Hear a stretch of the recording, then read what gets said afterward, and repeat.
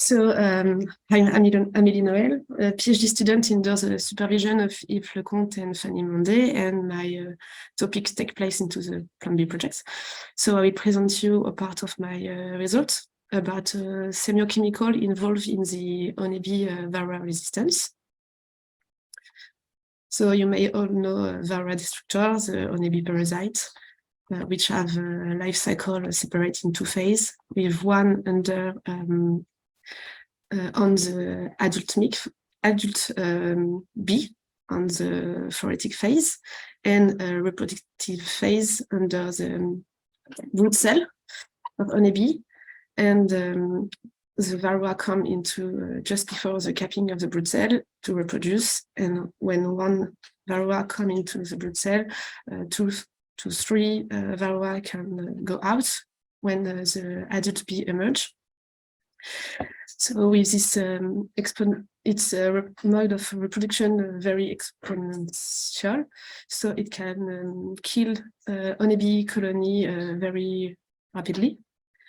And but some colony have developed resistance behavior, like the varroa sensitive gene, which is a specific hygienic behavior targeting varroa-infested brood cell. The adult will detect the varroa-infested brood cell, open it, and clean it of all of its content.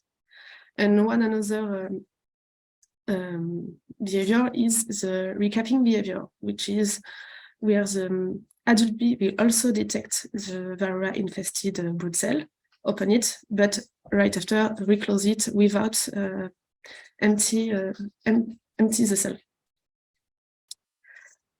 So what we currently know about these two behavior for now, it targets the brood cell at the 3rd to the 5th instar pupae.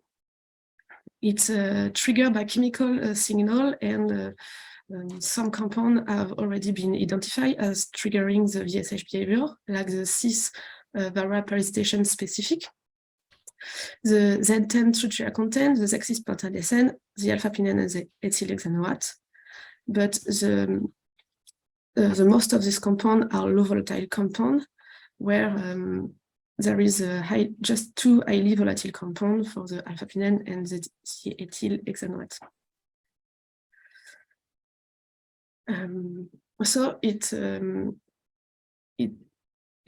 we have an hypothesis of a 2-step signal, where the highly volatile compound will spread into the nest and the low volatile compound will stay near the cap to help the adult bees to target very precisely the parasite brood cell.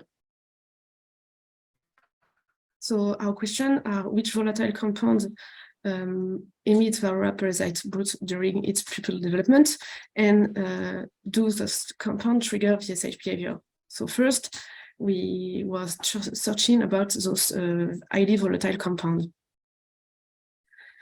So to do so, we breed honeybee brood into gelatin capsule to avoid chemical emit from the wax of the brood cell. We did non-parasite groups and parasite groups for each of my 10 colonies breed into laboratory. And we rear this brood during the 7 first days of the pupal development. And each days we capture the volatile emit from each group, and we capture this thanks to an ISPME fiber, which is like an air where all the volatile compound will stuck on it. And right after the capture, we'll desorb this into the gas chromatography and mass spectrometry, where the fiber will be hit very highly to separate the volatile compound from the fiber, and we can know which compound was stuck on it. So if you don't know what kind of profile we we have, thanks to the GCMS, here you have a profile where you each pick one compound. And when we look after one, we can put another one on it to see the difference. And here you see that one compound are more emit in the orange profile than the green profile. So I made we made our capture from the first day of pre-pupae to the 7 days of the development of the cap brood. And we have nearly 200 profiles to analyze. So to do so, we did multivariate analysis with the redundancy analysis. So here you have a graph which represents all of profile, where you have two axes. All the dots are all the individual. In orange, you have the parasite groups, and in green, you have the non-parasite groups. All the compound found are represented with an ID, and the more the arrow is high, the more the compound is, the more the groups explain the compound. So here you can see that we have 6 compounds, which has which is very explained by the parasite groups. So for the next step was to identify those compounds. So here you have the 6 compounds, and in green, for the, I already forgot to say that we do this to the day 4 to the day 7 to the capture, because it's the day where the BSH behavior is the most expressed. So here you have the day, and you have the area of each peak.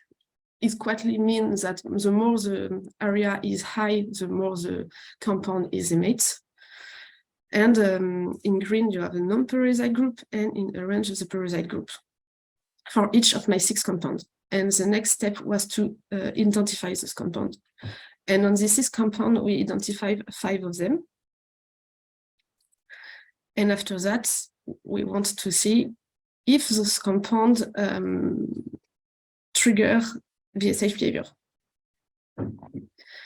So to do so, you do the behavioral assay, where we inject solution under the cap of brood cell.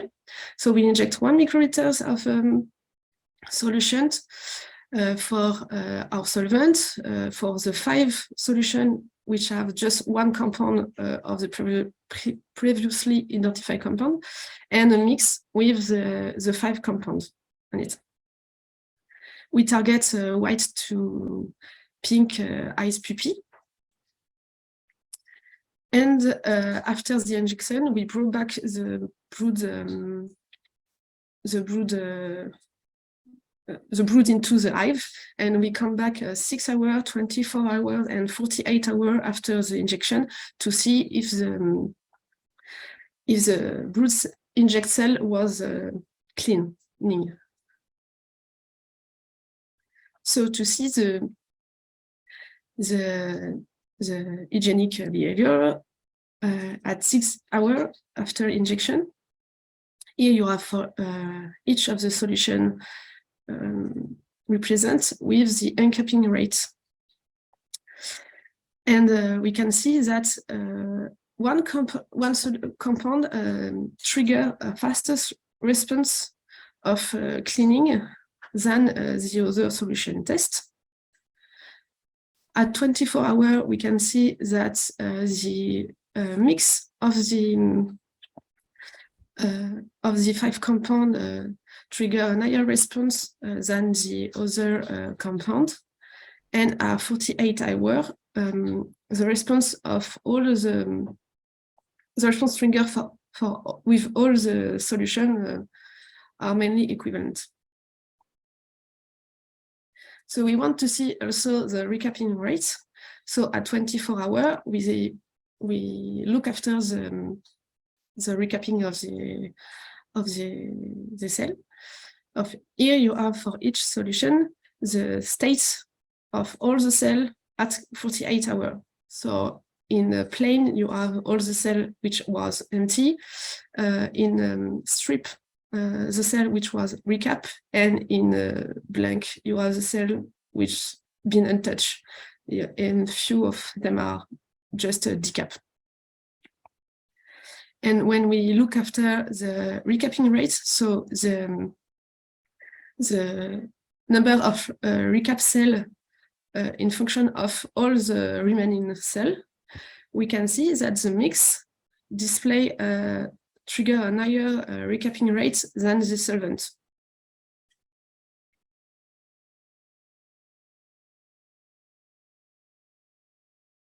So in this study, we found 6 compounds highly volatile emit from in higher proportion in the parasite pupae than in non-parasite pupae.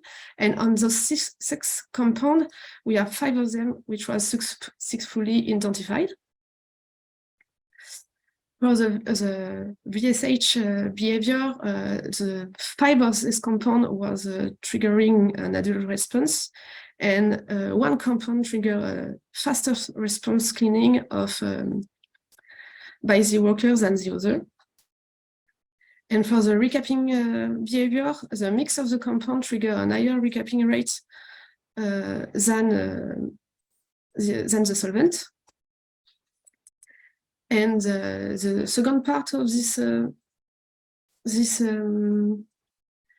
second part of the study was to test this compound found with the compound already shown into the scientific library. So it just be carried out, and it's currently being analyzed. So thank you for your attention, and feel free to ask questions.